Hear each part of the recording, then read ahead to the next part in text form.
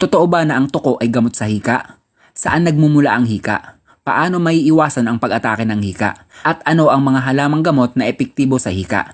Sasagutin natin lahat yan. Sagutin muna natin kung saan nagmumula ang sakit na hika or asthma. Ang hika ay namamana. Ang hika ay isang sakit sa baga kung saan namamaga ang bronchial tubes at nagdudulot ng pagsikip ng daanan ng hangin sa ating baga. Ito ay sakit na pwedeng magsisimula noong ikaw ay bata pa lamang at pwede ding magsimula noong ikaw ay tumanda na at ito ay pabalik-balik na sakit. Para makaiwas sa pag-atake ng sakit na hika, umiwas sa lugar na maalikabok, pati na din sa mga pabango. At totoong nakakapagpa-trigger ng hika ang pakikipaglaro sa ating mga alaga tulad ng pusa at aso dahil nalanghap natin ang balahibo nito.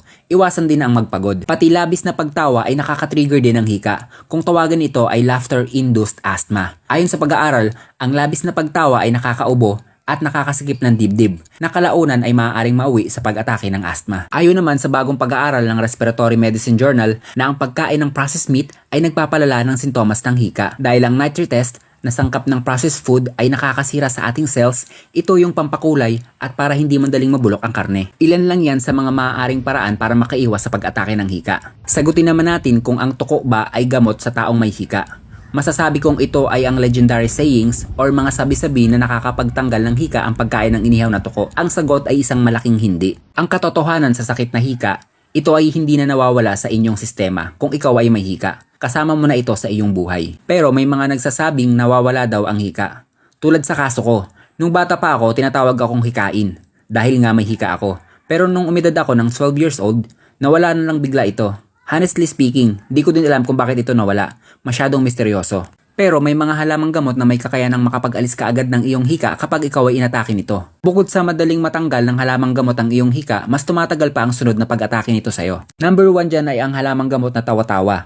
Papakuluan nyo lang ang buong halaman, magmula sa ugat, katawan, dahon at bulaklak nito at saka ipainom. Pwede mo din patuyuin ang buong halaman, saka ito sunugin at ipalanghap sa mga taong may hika. I tell you, sobrang epektibo nito. May video tayo ng tamang procedure kung paano gamitin ang tawa-tawa. Pakihanap na lang po sa ating page. Mainam din dyan ang damong Maria or Artemisa sa iba.